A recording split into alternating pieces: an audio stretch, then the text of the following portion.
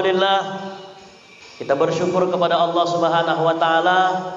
Di pagi menjelang siang yang mulia ini kita dapat kembali melanjutkan kita pada sesi yang terakhir dalam rangka pelatihan khatib dan dai, khatib dan imam yang diadakan oleh Forum Dai dan Ustadz Muda Kabupaten Labuhan Batu. Mujahid sekalian, sahabat-sahabatku yang hebat yang dirahmati Allah Subhanahu wa taala. Alhamdulillah, sebagaimana yang sudah disampaikan oleh Ustadz Thoibin tadi, alhamdulillah kita pada pagi hari ini akan membahas khusus dengan tema kita adalah tentang cara membuat naskah daripada khutbah Jumat itu sendiri. Tentunya yang pertama yang kami hormati Al-Mukarram Ustadz Haji Supriyadi Sarumpait LCMHI, yang beliau ini adalah merupakan senior saya. Jadi kalau Ustadz Supriyadi ini saya teringat beliau, saya berangkat ke Mesir untuk pertama sekali. Beliau berangkat ke Mesir dengan membawa istrinya. Itulah jarak saya sama beliau. Jadi beliau sudah LC membawa istrinya dari Labuhan Batu ke Mesir. Pada saat itu, tahulah yang pengantin baru ya kan? Dia duduk di sana berdua sama istrinya, awak bertinggal sebelah kelompok-kelompok. Begitulah. Artinya beliau ini senior jauh di atas saya. Kalau sudah senior jauh, tentu ilmunya, kapasitasnya juga insya Allah jauh dari saya. Begitu juga dengan Ustadz Amansah selaku sekretaris Podium Kabupaten Labuhan Batu. Seluruh ikhwan mujahid, calon dai, imam dan khatib yang dirahmati Allah Subhanahu wa taala. Kaifa halukum? Alhamdulillah insyaallah. Tetap semangat? Iya, tetap semangat. Takbir. Ya, saya coba dulu konsentrasi kita pada pagi hari ini yang sangat luar biasa dalam kehidupan umat kita. Kenapa? Karena hanya pada saat khutbah Jumatlah umat itu bisa berkumpul. Kalau wirid mungkin masih banyak yang tidak ikut wirid. Kalaupun dia ikut wirid, boleh jadi dia datang, dia duduk di luar, ya. Asalkan ustadz berceramah, dia pun buka lapak di luar. Ceramah awak, ceramah juga dia. Tapi kalau pada khutbah Jumat tidak ada yang boleh berbicara kecuali khatib. Ya. Tidak ada yang boleh berbicara kecuali khatib. Khatib atau khatib, mana yang betul? Khatib atau khatib? Coba yang bisa. Khatib apa? Khatib atau khatib? Iya. Khatib. Kalau ustaz khatib gitu. Panjang mana yang panjang? Khatib atau khatib? Khatib panjang ya. Jadi jangan salah. Kalau khatib panjang khonya itu berarti antum akan melamar seorang wanita, ya. Khatib, ya. Khatib itulah kawannya adalah khitbah. Khatib lawan kawannya adalah khitbah, melamar. Ya, sedangkan khatib panjang tipnya maka itu adalah seorang yang memberikan khutbah. Kawannya apa? Khutbah. Khatib khutbah. Khatib khutbah. Perkara panjang pendek dan perkara baris berubah makna. Baik. Profesi antum sebagai seorang khatib adalah profesi yang sangat luar biasa. Ya. Karena apa? Karena pada saat kita menyampaikan khutbah tidak ada orang yang boleh berbicara kecuali kita. Dan materi yang kita sampaikan harus benar materi yang benar-benar mendatangkan manfaat. Jangan hanya sekedar melepaskan kewajiban sebagai seorang khatib. Kenapa? Ikhwan yang dirahmati Allah Subhanahu wa taala, karena pada hari ini tentunya kita menyadari bersama betapa tantangan kita sebagai umat Islam ini begitu besar. Jangan sampai apa yang terjadi di dunia Islam kemudian kita tidak mau menyampaikannya melalui mimbar-mimbar Jumat kita. Bagaimana umat ini akan paham tentang kondisi umat pada hari ini kalau khotibnya saja tidak mau dan tidak berusaha untuk mencerdaskan dan mengedukasi jamaah sholat Jumat itu sendiri. Oleh karena itu kita masuk materi kita pada kesempatan pagi hari ini adalah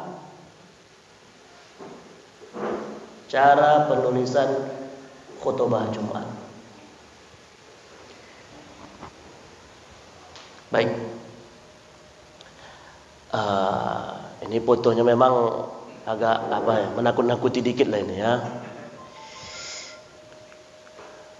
Ya, baik. Tadi mungkin Ustadz Supriyadi sudah membahas tentang fikih daripada khutbah itu sendiri. Di antaranya adalah pertama memuji Allah, yang kedua adalah membaca sholawat, yang ketiga adalah berwasiat kepada ketakwaan, yang keempat adalah membaca ayat suci Al-Quran, kemudian yang kelima adalah berdoa untuk kaum muslimin. Tadi mungkin sudah materi sebelumnya sudah kita bahas ini terkait tentang rukun khutbah. Saya hanya mengingatkan di awal. Kenapa?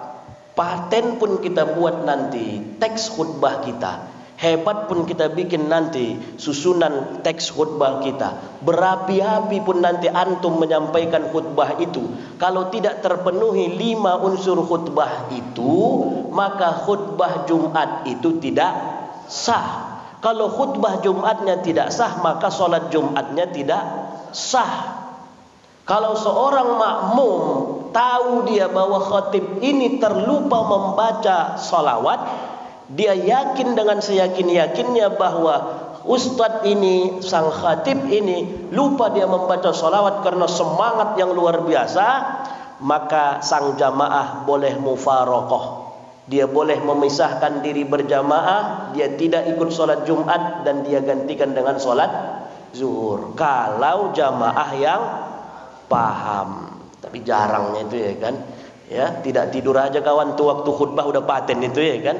Karena memang ikhwan sekalian dirahmati Allah Subhanahu wa taala, ketika antum menjadi khatib dan ketika kita menjadi makmum pendengar itu posisi berbeda. Ya, pada saat kita menjadi khatib tak akan ada cerita mengantuk. Kenapa? Karena kita sedang memberikan khutbah. Tapi saya beberapa kali ada jadwal yang kosong, yang belaga dan sebagaimana, akhirnya kita duduk mendengarkan ustadz yang khutbah, ternyata baru tahu kita ternyata inilah yang dirasakan jamaah, mengantuk juga rupanya awak dibikinnya itu. Ya, oke, baik. Setelah kita membahas rukun khutbah, yang berikutnya adalah tips memilih khutbah. Gambar siapa ini? Iya, kenapa saya ambil foto beliau? Kalau ustadz-ustadz kabir nih tak perlu lagi dibikin fotonya. Beliau ini adalah alumni pelatihan khatib dan imam tahun lalu, dan alhamdulillah salah satu kader yang berhasil, yang pada hari ini sudah jadi khatib Jumat, khatib Idul Fitri, khatib Idul Adha, ceramah di pengajian ibu-ibu, dialah Ustadz Sofyan Sauri. Tepuk tangan. Ya, jangan pala kembang kuping ya. Enggak, ini serius ya. Ikhwan yang dirahmati Allah, serius. Kenapa saya angkat beliau? Karena memang luar biasa. Beliau latar belakang tidak pesantren, tidak aliyah, latar belakang beliau adalah SMA Negeri 1 Rantau Selatan. Tidak ada dasar agamanya, tidak ada dasar basic pelajaran agama beliau, hanya sekarang sedang menjadi mahasiswa di KPI Unipa, Komunikasi Penyiaran Islam. Masih mahasiswa, Sob ya? Masih mahasiswa ya? Iya, saya juga dosen kata. Ya. Jadi artinya apa? Yang saya ingin tekankan sama ikhwan yang hadir pada saat ini, tidak menutup kemungkinan bahwa kita yang hadir di sini insya Allah juga bisa seperti beliau ini. Amin. Ya. Nah, terkadang lebih tinggi penghasilan dia sudah dari awal. Bayangkan, ini perkara mengganti-gantikan. Jadi memang kita yang di awal-awal ini menggantikan. Belaga jadwal awak, Ustaz Sofyan gantikan dulu. Siap katanya, gantikan. Rupanya awak hitung-hitung lebih besar pula penghasilan dia di hari Jumat itu ketimbang awal, kan begitu. Apa artinya ikhwan yang dirahmati Allah Subhanahu wa taala? Idza shadaqal azmu wa dhahas sabil. Apabila ada kemauan, maka jalan akan terbuka lebar. Kalau kita yang hadir pada di sini yakin bahwa kita memang bisa untuk menjadi imam dan khatib, ini contoh yang sudah kita angkat. Beliau insya Allah sudah berhasil tahun lalu mengikuti, dan alhamdulillah sekarang sudah beliau buktikan kepada kita semua. Baik,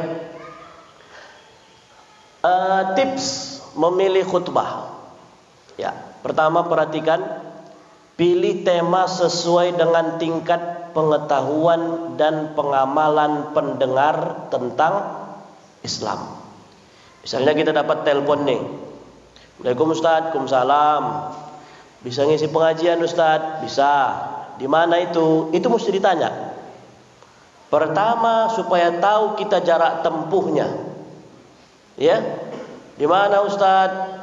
Ya, Sungai Berombang katanya. Oh, berarti paling tidak lumayan juga ini perjalanan 1 hari.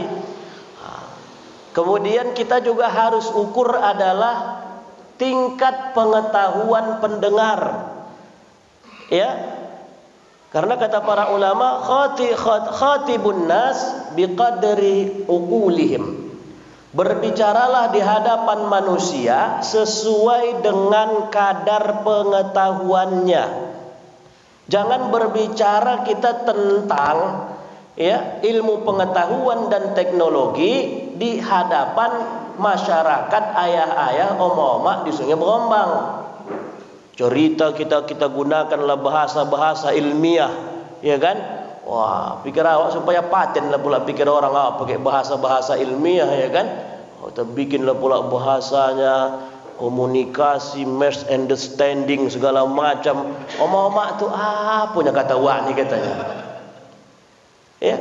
Jadi yang perlu kita perhatikan pertama adalah siapa yang akan menjadi audiens kita. Karena saya begitu, khutbah Jumat kita di Masjid Agung tidak akan bisa sama temanya dan penampilan kita ketika kita menjadi khatib Jumat mungkin di masjid kampung Jawa, di daerah bangunan. Gak akan sama. Gak akan mungkin bisa sama tema khutbah kita di Masjid Raya Al-Ikhlas dengan tema khutbah yang kita sampaikan mungkin di Masjid Perlayuan Kampung Tengah. Gak akan mungkin sama. Ketika itu kita paksakan, maka kita bukan menjadi khatib yang terbaik, tetapi justru menjadi khatib yang keliru dalam mengambil tema daripada yang mau disampaikan. Kita berbicara di Masjid Raya, Masjid Agung. Itu jamaah yang dihadiri itu adalah orang-orang berpendidikan. Rata-rata yang hadir itu bisa kita kalkulasikan 70% sarjana. Ya. Yang hadir di situ rata-rata pegawai karyawan swasta, pegawai negeri, polisi, segala macam itu hadir di situ. Masjid Agung, Masjid Raya. Apalagi di Masjid Raya dekat pengadilan agama, dekat kantor MUI, dekat Basnas, itu pasti orang-orang berpendidikan yang akan di situ. Ya. Kemudian tema yang sama kita bawa ketika kita khatib Jumat di kampung yang masyarakatnya kerjaan harinya menderes, kerjaan seharinya adalah mengegrek, membuah kelapa sawit. Kita sampaikan di situ. Oh, berapi-api awak yang khutbah Jumat tuh. Tetapi begitu siap ditanyalah sama kawannya, apa yang kata Ustaz itu tadi? Oh, entah, aku pun tak tahu, aku jangan kata. Kenapa? Tidak sampai kadar ilmu mereka di situ. Ya, jadi pertama, ikhwan sekalian, ya, pilihlah tema sesuai dengan kadar daripada kemampuan jamaah itu sendiri. Bahkan saya terkadang ini materi khutbah Jumat yang kita siapkan dari rumah. Aku ngambil tema inilah, gitu kan? Ambil tema ini. Begitu sudah sampai ke masjid, naik, innallaha wa malaikatahu yusalluna 'alan nabi.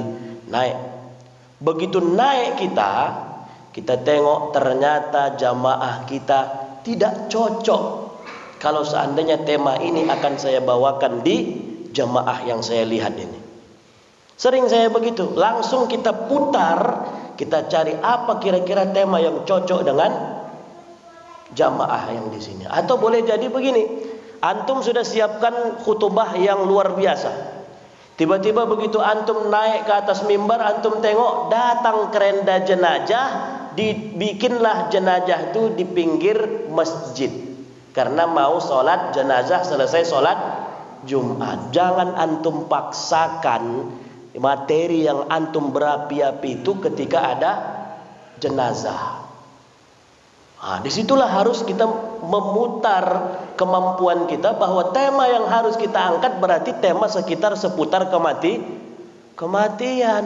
Kenapa? Karena sudah ada jenazah. Jangan lagi cerita kita begini, ini koruptor luar biasa, begini. Orang sudah mau sholat jenazah. Orang yang di situ sedang sedih karena keluarganya meninggal, apa pula kita cerita koruptor? Nggak nyambung. Maka ganti dia. Ya, walaupun mungkin kita semangat dan luar biasa, tapi karena situasi tidak mengizinkan, jangan paksakan itu untuk kita sampaikan. Oke? Paham tum? Iya, baik, berikutnya. Yang kedua ya. Pilih tema sesuai kebutuhan pendengar. Pilih tema sesuai dengan kebutuhan pendengar. Maka sekali lagi, ikhwan yang dirahmati Allah, kita harus tahu di mana kita akan memberikan khutbah, di mana akan kita mengisi ceramah. Harus tahu kebutuhan mereka sedang apa sih di kampung itu. Kan sering begitu. Kalau Ustaz-Ustaz Toibin, Ustaz-Ustaz yang kabir-kabir, Ustaz Rosidi, itu udah biasa itu. Begitu nanti mau khutbah Jumat, awak sudah menyiapkan materi, datang nanti ketua BKM di guitnya. Ustaz, sampaikan Ustaz dulu masalah ini. Sering nggak gitu Ustaz? Padahal kita sudah siapkan materi ini, ya. Tapi begitu kita mau naik di guitnya, Ustaz, sampaikan dulu materi tentang infak membangun masjid. Tak siap-siap masjid kami ini. Dan capek kami mengutipnya begini-begini. Ada pula orang kaya di sini. Yang politan Ustaz. Yang politan, anam harkat politnya dibikinnya. Sangkin politnya lah itu kan begitu. Yang politan Ustaz kata. Ustaz sindir dulu, ya. Ustaz sampaikan dulu supaya tergerak masyarakat ini. Masa masjid kami tak siap-siap? Ini. Jadi tema yang harus kita siapkan adalah yang memang dibutuhkan pendengar. Atau misalnya kita sampai tahu kita bahwa saya akan mengisi khutbah misalnya di daerah Ekmatio. Di Ekmatio itu apa yang sedang diributkan masyarakat di situ? Oh, tentang ini Ustaz. Di situ ada ternak babi. Ya kan? Ada ternak babi dan sekarang itu sedang sengketa. Oh Ustaz, di sebelah sini. Ini kemarin ada tukang potong ayam, dia tak sembelih ayam itu dengan cara yang Islam. Dipotong-potongnya saja ayam itu begitu. Dipotong-potongnya ayam tak pakai bismillah segala macam. Kalau sudah seperti itu, kalau sudah tahu kita bahwa di daerah itu ada suatu problem, maka yang harus kita ambil di situ adalah tema yang sedang dibutuhkan oleh pendengar. Cari tema. Kalau memang terkait masalah makanan halal haram, berarti kita harus menyampaikan tentang pentingnya, urgensinya makanan yang halal. Baik, berikutnya. Yang ketiga, cari tema baru yang padat, berisi dan mencerahkan. Ini tips yang ketiga di antara mencari tema. Kan kita terkadang bingung nih, apalah yang mau ku sampaikan ini? Kan begitu. Kalau mungkin yang baru-baru mungkin udah banyak mungkin yang disiapkan. Tapi kalau macam kami ya pula, ya setoibin ya. Karena sudah hampir tiap Jumat mengisi, terkadang mau begitu. Apa yang hendak disampaikan ini? Apa yang hendak disampaikan? Udah habis, entah apa lagi yang hendak disampaikan lagi. Apalah agak yang cocok disampaikan ini?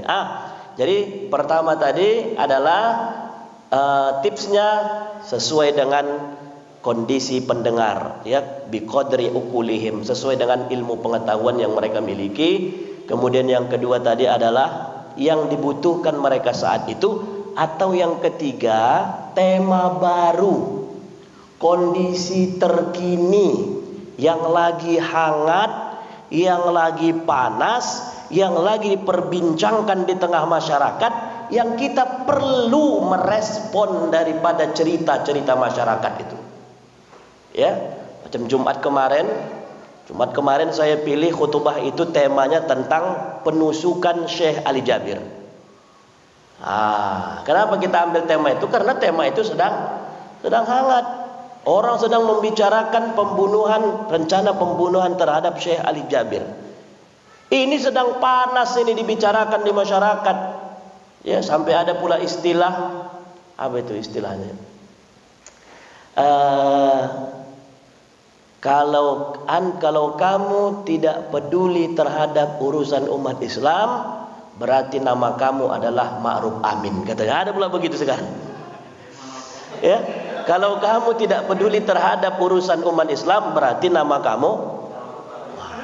Sampai ada seperti itu. Kenapa? Karena saking tidak kepeduliannya, kan begitu. Jadi kita pun seperti itu. Apa yang sedang hangat di masyarakat, coba itu diambil. Coba diambil. Misalnya baru lagi kita dengar hari Kamis itu Israel membombardir Palestina. Berarti tema yang mau diangkat adalah membela hak-hak rakyat Palestina. Apalagi misalnya yang kemarin Menteri Agama cerita radikal, good looking segala macam. Berarti yang mau kita sikapi adalah pernyataan Menteri Agama yang mendiskreditkan umat Islam, khususnya para hafiz Quran. Itu angkat. Disitulah kelihayan seorang khatib untuk mampu melihat mana kira-kira tema yang cocok. Karena begini, kenapa jemaah itu terkadang mau tertidur kalau khutbah? Karena dia melihat khatibnya tidak memuaskan. Dia melihat khatibnya tidak berbobot. Apalagi Assalamualaikum warahmatullahi wabarakatuh. Udahlah salamnya lembut. Maksudnya pula Alhamdulillah. Membaca pula Alhamdulillahirabbil alamin. Wassalatu wassalamu ala asyrafil anbiya'i wal mursalin. Sidang jamaah Jumat yang dirahmati Allah, mari kita tingkatkan iman dan takwa kepada Allah Subhanahu wa taala. Begitu saja nadanya sampai ke akhir. Mudah-mudahan kalau awak pun makmumnya insyaallah tertidur itu. Iya. Sudah mimik wajahnya tidak ada, intonasi tekanan suaranya tidak ada, materi yang disampaikannya pun membaca dari buku khutbah Jumat. Bisa terkadang khatib tuh karena pula mendadak dia, terakhir bulannya harusnya bulan Mi'raj dibacanya pula peristiwa maulidnya Nabi Muhammad sallallahu alaihi wasallam. Coba, mana menyambung itu? Jadi oleh karena itu, ikhwan sekalian, para khatib yang dirahmati Allah, ini ya, cari tema baru yang berbobot. Jadi ini harus kita pandai dalam berupaya menyikapinya. Berikutnya, tips membuat teks khutbah. Pertama, ya, karena kita setelah ini praktek satu-satu, harus setelah kaderisasi podium ini harus semuanya jadi khatib. Maka siapkan pertama teks yang harus kita siapkan pertama adalah pilih satu tema yang Anda inginkan. Anda bisa mengambil tema dari satu bab dalam sebuah buku atau inspirasi Anda sendiri. Ya, ketika kita mau pertama sekali membuat khutbah, apa yang pertama kali pikirkan? Tema. Jangan pikirkan ayatnya dulu. Jangan pikirkan hadisnya dulu, temanya dulu. Apa kira-kira judulnya? Oke? Ya, pilih tema yang paling. Tadi kita sudah berbicara tentang cara memilih tema. Ini sekarang membuat teks khutbah. Yang kedua, pilih ayat Al-Quran yang berkenaan dengan tema yang tersebut yang paling mencakup dan mengena. Dalam memilih ayat juga, ikhwan sekalian, para khatib, pilih ayat yang cocok dengan tema. Jangan ayat yang kita ambil nggak nyambung sama tema yang mau kita usung. Misalnya kita mau cerita Palestina. Ayat yang kita ambil, ya ayyuhalladzina amanu iza tadayantum bidainin ila ajalin musammam faktubu. Hei orang yang beriman, apabila kamu hutang berhutang maka catatlah dia. Apa kolerasinya antara hutang berhutang dengan Palestina? Jadi kalau misalnya kita mau mengambil tentang Palestina, Misalnya tema kita ambil adalah membela, memperjuangkan hak-hak rakyat Palestina. Maka ayat yang paling harus kita ambil, Subhanalladzi asra bi'abdihi lailam minal masjidil harami ilal masjidil aqsa. Itu ayatnya. Atau misalnya kita mau ambil tema tentang makanan halal. Maka yang kita ambil adalah ya ayuhan nasu kulu mimma fil ardi halalan thayyiba wa la tattabi'u khutuwatis syaitan. Tuh pilih ayat sesuai dengan tema. Yang ketiga, pilih hadis-hadis yang paling mencakup, yang menjelaskan masalah yang diangkat. Anda bisa menggunakan program kumpulan hadis dan buku-buku hadis sahih yang hari ini sudah banyak diterjemahkan. Baik. Mencari hadis pada hari ini tidak sesulit seperti dulu. Jadi kalau antum-antum yang orang IT yang biasa pakai komputer macam Ustadz Fitra ini kan, yang biasa cari komputer, yang biasa main-main laptop atau biasa main smartphone, silahkan nanti dicari, di-download. Iya, ada Ustadz Amansyah ada. Maktabah Syamilah. Maktabah Syamilah itu adalah kumpulan kitab-kitab lengkap. Ya, Maktabah Syamilah namanya. Kalaupun tidak, sekarang nih di internet banyak. Tapi kalau kita cari di internet memang kita khawatir kualitas daripada hadis itu. Tapi kalau dari kitab-kitab langsung kita rujuk, mudah-mudahan terpercaya. Karena dalam mengambil hadis ini kita harus juga teliti. Jangan hadis maudhu kita ambil jadi tema untuk jadi bahan kita untuk khutbah. Hadis maudhu. Ya, macam kemarin ada ustadz pula cerita tentang akhir zaman. Kalau hari Jumatnya adalah Jumat pertama di bulan Ramadan, ya, maka akan terjadilah kiamat pada hari itu katanya. Hebohlah masyarakat, ya kan? Diceritakannya saja itu bolak-balik di YouTube itu saja dibilangnya. Kalau hari Jumat, pas pertengahan Ramadan itu adalah hari Jumat, maka akan terjadilah huru hara hari kiamat. Maka larilah bersembunyi kamu dalam rumah begini. Cerita dia begini. Ternyata sudah diteliti hadisnya hadis maudhu. Hadis maudhu itu hadis palsu. Tidak layak seorang ustadz menyampaikan khutbah ceramah menggunakan hadis palsu. Akhirnya apa? Sudah sempat jamaah bertanya, betulnya ustadz hari Jumat ini kiamat katanya. Yang gilanya ibu bilang, Jumat kiamat. Sedangkan tanda-tanda kiamat itu banyak lagi yang belum kita lalui. Ya, jadi karena itu pilih hadis yang sesuai dengan tema, mendukung daripada ayat yang di atas. Ya, kalau tadi misalnya ayatnya tentang makanan yang halal, ya ayuhan nasu kulu mimma fil ardi halalan thayyiba, maka hadisnya bisa kita ambil misalnya kullu lahmin nabata min haramin fannar aula bihi. Setiap daging yang tumbuh dalam diri seorang manusia, apabila dia tumbuh dari makanan yang haram, maka neraka tempatnya. Itu hadis bisa digunakan. Baik. Yang keempat, cari keterangan ulama yang gamblang dalam menjelaskan tafsir atau syarah. Tafsir ini untuk ayat Al-Qur'annya, syarah untuk hadisnya. Dari tema yang kita angkat tadi untuk dinukil dalam teks khutbah. Keterangan ulama ini bisa didapat dalam tafsir terkait dengan penjelasan syarah hadis yang dinukil. Ini akan memperkuat nilai ilmiah sebuah ceramah. Ya. Misalnya kita ambil ayat Al-Quran itu jangan pahami sendiri. Tadi Ustaz Supriyadi sudah sampaikan. Kalau ada orang mengatakan kembali kepada Al-Quran dan Sunnah, bullshit. Ya, omong kosong itu. Nggak akan ada orang bisa langsung memahami.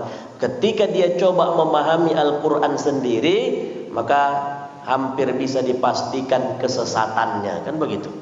Apa kapasitas dia sehingga dia bisa mentafsirkan ayat itu? Sama seperti sekarang ada ustadz-ustadz yang tenar di YouTube, saya tengok juga. Jadi bukan berarti yang tenar di YouTube itu juga harus semuanya kita ambil ilmunya, tidak. Saya itu tadi ada ustadz yang begitu juga, dia ambilnya hadisnya sahih, tapi dia syarah sendiri. Dia tafsirkan, dia jelaskan hadis itu sendiri. siapa dia sehingga dia berani menjelaskan hadis tanpa menukil pendapat ulama? Yang dikatakannya lah bahwa jam di Masjidil Haram yang berbentuk begini itu, di tower jam-jam itu adalah tanduk setan katanya. Oh Tuhan, dalam hatiku, dari manalah dia biasanya menyimpulkan bahwa di Masjidil Haram itu ada jam yang besar itu, baru di atasnya kan gambarnya kan begini, macam podium gini lah, kan begitu tuh di tower jam-jam itu kan, dibilang ada tanduk setan ini. Wah, jadi boleh jadi hadisnya betul, tapi syarah penjelasannya itu yang menyalah. Jadi nggak boleh juga kita begitu. Jadi caranya supaya kita jangan salah, jangan tafsirkan sendiri. Ayat misalnya ayat berapa? Al-Baqarah 183. Bagaimana para ulama memahami ayat ya ayyuhalladzina amanu kutiba alaikumussyam kama kutiba alal ladzina min qablikum. Cari tafsirnya. Kalau mau enak, enggak usah jauh-jauh searching di Google tafsir Ibnu Katsir Al-Baqarah 183. Cup, udah keluar dia. Itu kalau mau cepat. Ya, cukup dari internet kita cari tafsir Ibnu Katsir surah Al-Baqarah 183. Keluar dia tuh. Itu. Begitu juga dengan hadis. Kita klik aja dulu ya, syarah hadis tentang makanan halal. Udah keluar nanti itu, terus cari syarahnya. Oke? Tujuannya apa? Memperkuat nilai ilmiah ceramah kita. Jadi ceramah kita itu tidak kosong. Ceramah kita itu berbobot dia. Kenapa? Kita ambil ceramah kita itu dari Al-Quran, dari hadis, dan juga syarah penjelasan dari para ulama. Baik, berikutnya yang kelima, cari kisah para ulama salaf atau juga kisah nyata hari ini sesuai tema. Usahakan jika memang ada dalam khutbah kita ada 1-2 nukilan kisah sebagai gambaran implementasi dari tema. Orang-orang Arab mengatakan dengan contoh penjelasan akan menjadi lebih gamblang. Ini Ustaz Toibin dah biasa dia nih. Jadi menceritakan sesuatu itu harus kita dulukan seperti ada cerita. Makanya ustadz tuh kalau dia melawak, kalau dia bercerita-cerita lucu, jangan dibilang ustadz tuh melawak. Ini kan ada begitu, ustadz pelawaknya itu katanya. Ustadz tuh memberikan cerita lucu bahwa memang begitulah kejadian di masyarakat. Ya. Jadi apa yang mau kita ambil? Penjelasan yang lebih gamblang. Contoh begini. Seperti makanan halal tadi. Apa kisah yang kita ambil untuk mendukung tema kita? Tadi Al-Quran sudah, hadis sudah. Sekarang kita perlu sirah, cerita ulama salaf untuk mendukung tema kita. Kita jelaskan, kita ambil cerita misalnya cerita tentang gurunya Imam Syafi'i. Ketika beliau melewati sebuah sungai, tiba-tiba beliau melihat ada sebuah apel yang jatuh kemudian lewat di sungai itu. Tanpa berpikir panjang kemudian dia ambil apel itu. Dia makan karena laparnya. Ketika dia selesai makan kemudian baru dia berpikir apel siapa yang dia makan. Akhirnya karena kekhawatiran dia yang khawatir akan haramnya makanan yang masuk ke dalam tubuhnya, dia cari di mana tumbuh apel tersebut. Kemudian dia tanyakan di mana pemilik daripada apel itu. Sampai akhirnya dia pun meminta izin kepada yang punya apel. Akhirnya yang punya apel pun mengatakan, aku izinkan apel yang kau makan itu kalau kau bersedia menikah dengan anak gadisku. Anak gadisku buta matanya, patah tangan kakinya, tidak bisa berbicara dan tidak bisa mendengar. Akhirnya si pria tadi, karena begitulah upayanya untuk menjagakan makanan yang halal masuk ke dalam mulutnya, ia terima tawaran pernikahan itu hanya demi menghalalkan satu buah apel. Jemaah yang dirahmati Allah, begitulah hebatnya upaya kita untuk menjaga makanan yang halal. Begitulah upaya yang dilakukan ulama salaf terlebih dahulu agar makanan yang masuk ke tubuhnya adalah makanan-makanan yang halal. Karena Nabi SAW bersabda, kullu lahmin nabata min haramin fannaru aula bihi. Setiap daging yang tumbuh dalam diri manusia, apabila dia tumbuh dari sesuatu yang haram, maka neraka tempatnya. Begitu. Jadi masuk dia cerita, masuk dia hadis, masuk dia ayat. Oke, baik, berikutnya. Yang ke-6. Tips membuat khutbah berikutnya akan lebih unik jika mampu membuat semacam analogi perumpamaan pada keterangan yang Anda sampaikan. Bagi yang memiliki pengetahuan dalam bahasa Jawa atau Arab misalnya, di sana dapat banyak pemisah. Iya, si Sofyan nanti pantang nanti apa, dia tak ada jadwal, teleponnya ada jadwal Ustaz. Kenapa? Sudah terbiasa. Oh, sekali naik pula pikir Ustaz pula 200, siapa pula bergaji begitu kan? Iya, setengah jamnya assalamualaikum, tung tang awak marah-marahinya orang cair. Oh, bukan tanggung dah. Awak kerja awak memarahi orangnya. Ya, tapi itulah rezeki itu pula. Dah, hafal ya, hafal. Ya, biasakan untuk biasa menghafal. Baik, yang ke-8. Soal referensi tidak harus disebut secara detail. Misalnya tadi, tafsir yang kita baca tadi, tak perlu diungkapkan semuanya. Jangan macam Ustaz Hadi Hidayat kamu bikin. Ustaz Hadi Hidayat itu begitu pada saat ceramah, pada saat khutbah tak perlu. Ya, sesuai dengan firman Allah dalam Al-Quran. Begini-begini. Menurut Ibnu Katsir dalam kitabnya begini, dalam Tafsirul Azim cetakan Darul Quran halaman 156 yang dikarang oleh Syekh begini-begini. Habis waktu hendak menyebutkan nama kitab itu saja. Karena ini bukan sedang menceramahi ceramah ilmiah. Ini sedang khutbah. Jamaah hanya perlu ceramah itu singkat, padat, dapat poinnya. Pulang dia, ingat dia tentang apa khutbah itu tadi. Itu saja. Kalau dia mau ceramah ilmiah, baru kita buka forum diskusi. Diskusi keumatan tentang problematika apakah kunut sunnah atau bid'ah. Itu baru perlu referensi kita. Tapi kalau khutbah Jumatnya, kira-kira nanti kalau pun ada yang mendebat awak, enggak sur dia, habis sholat Jumat nanti baru datanginya. Tak cocok kurasa khutbah Jumat Ustaz tuh menyalah begini-begini. Pala bilang sama dia, pala kau yang khutbah bilang. Iya, apalah apa-apa kali. Dan takut-takut kali. Pada saat kita naik ke mimbar itu salah satu tipsnya lah pula ya. Jadi kalaupun di situ duduk bupati, duduk kakakan Kemenak di situ, duduklah pejabat, anggap saja tak ada itu. Tak ada ini. Yang ku sampaikan ini pun tak pala paham orang. Otonya semua yang dalam. Iya. Jadi pada saat itu supaya datang kepercayaan diri kita, anggaplah kita yang paling patennya. Nggak ada ini, kacang semua ini. Duduk Ustaz Toibin di situ lah, kita ada jadwalnya misalnya kan. Ustaz Toibinnya pula tak ada.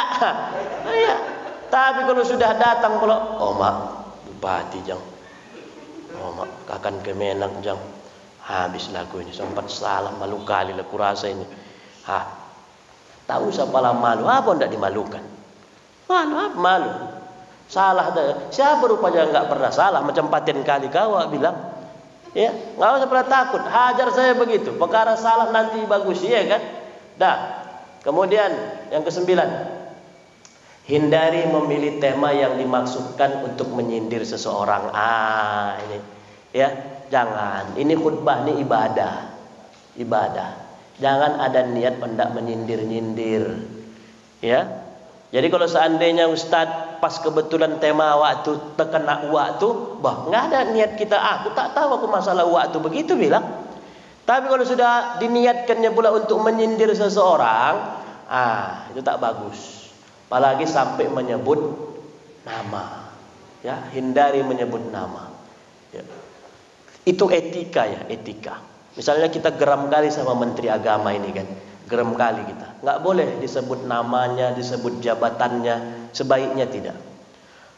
Ada seorang pejabat publik yang diamanahkan untuk mengurus agama, bukannya malah membuat agama lebih baik, tetapi justru malah mendiskreditkan para imam, justru mengecilkan para hafiz Quran, bukannya memikirkan bagaimana peningkatan kualitas beragama, tetapi justru menghinakan umat Islam itu sendiri. Tapi tak kita sebut menteri agamanya, tak kita perlu sebut itu siapa nama Fahrul Rojinya, karena boleh jadi makmum jamaah kita itu ada orang-orang yang pro sama dia, ada yang membela dia. Jangan kita pancing sesuatu yang memang tak perlu dipancing. Tersinggung dia nanti kejadian dilaporkan sama polisi. Kalau sudah dilaporkan sama polisi, waktu di mimbar tuhnya berapi awak. Begitu sudah di depan penyidik itu manggalotar juga nya. Nah, ada itu. Nah, ada itu. Hah? Berair. Kalau yang sudah pernah masuk ruangan penyidik terasa itu. Iya. Jadi tak perlu, kalaupun geram kita melihat. Tapi kalau seandainya pula yang tak ada pula orangnya di situ, kemudian memang harus disampaikan, kalau tak disampaikan ini akan berbahaya, itu boleh. Misalnya apa? Tokoh-tokoh Ahmadiyah di Sumatera Utara, tokoh-tokoh Ahmadiyah yang ada di Indonesia, dan kita punya referensinya. Misalnya aliran sesat di Indonesia yang dikarang oleh MUI Sumatera Utara.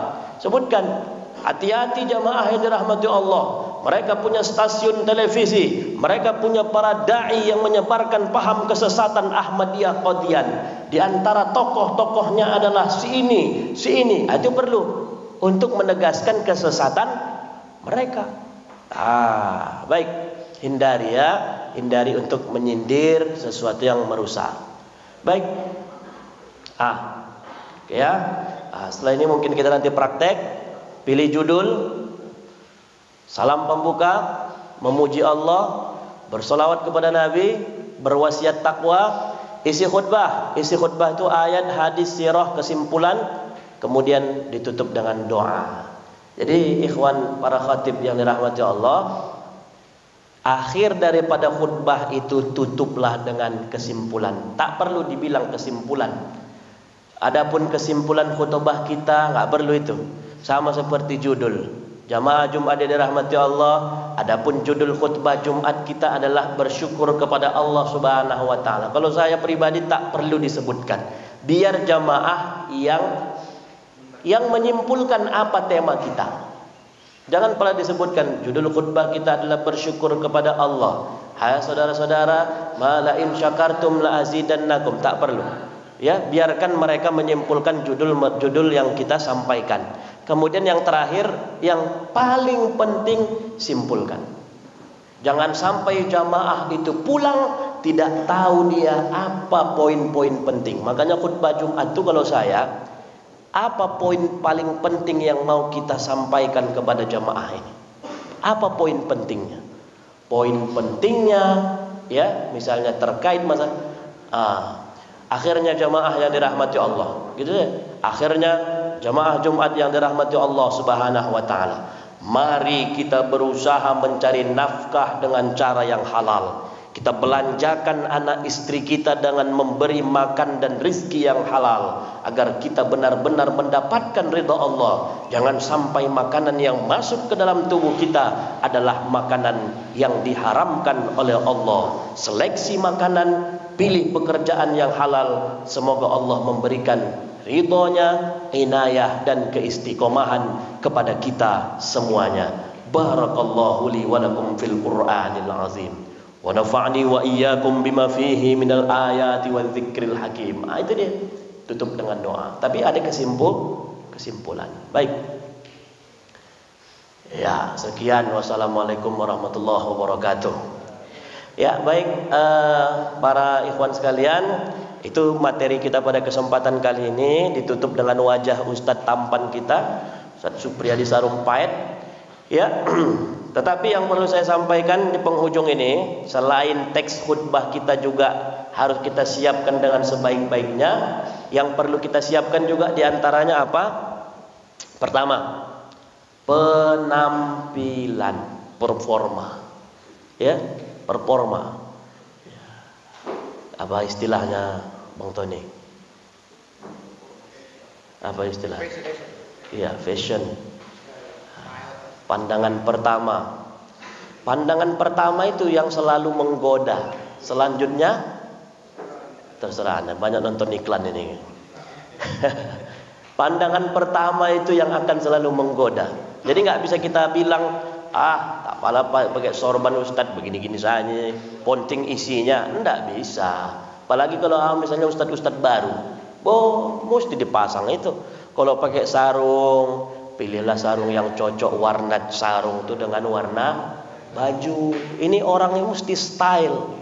Harus bisa kita cocokkan baju kita warna apa, celana kita warna apa. Jangan nanti warna sarungnya warna merah, dia pakai baju warna kuning. Ya Allah Tuhan. Orang yang menengok dia khutbah, Ustadz nih di atas Golkar bawah PDI kata orang. Iya, itu cakap-cakap orang itu. Kalau bisa cocokkan mulai dari peci sampai ke bawah. Itu punya style sendiri. Makanya kalau rajinlah buka-buka YouTube, jadinya cocok macam mana style cara berpakaian itu harus cocokkan. Kalau pecinya warna hitam, berarti ke bawah juga cocoknya warna ini, celananya warna ini. Jangan norak. Ya, jangan norak. Berbeda-beda, peci hitam, baju kuning, sarung merah, berwarna-warni macam pelangi.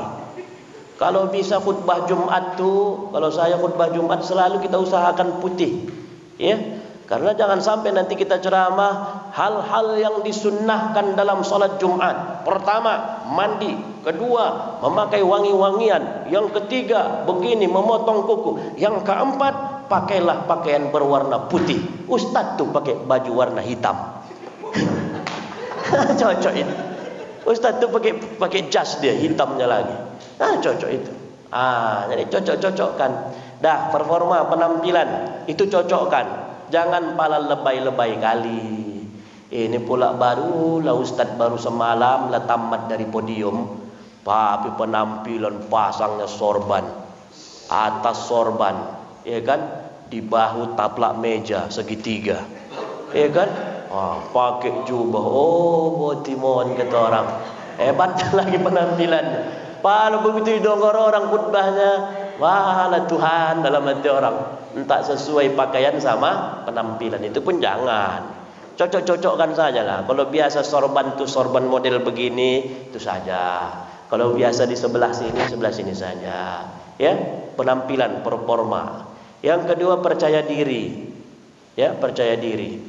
Percaya dirinya sangat penting, Ustaz-ustaz sekalian, sangat penting. Kenapa? Karena ini yang akan mendorong kita berani untuk tampil itu. Percaya diri saja. Aku harus bisa. Tak ada ini semua ini, kecilnya ini. Perkara khutbah Jumatnya cuma 5 rukunnya, apa kali rupanya. Yang mendongar pun watuk dullahnya wak leman wak sangkut, apalah paham orang itu. Ajar. Pangkah saja begitu, mulakan saja. Kemudian supaya kita mempunyai percaya diri, biasakan mulailah khutbah tu dari rumah berkaca-kaca kian awal. Bikin kaca besar di rumah tu, cocokkan dulu baju. Pecinya dah cocok enggak begini. Jangan pula agak mereng begini peci waktu. Assalamualaikum kata Oma. Ya. Kemudian waktu. Ini memang terkadang kita ustaz-ustaz ni saja, apalagi kalau dah hari Jumat. Membalap, membalap Ustaz. Kenapa? Sempat terlambat Ustaz 1 menit saja, hilang 250.000. Hilang. Begitu sampai Ustaz tu dah naik khatib pengganti. Assalamualaikum. Lewat lewat. Cuma laporan sama orang rumah ini. Ya. Terakhir kencang-kencang lah Ustaz tu. Kencang-kencang membalap. Ini pun tak bagus.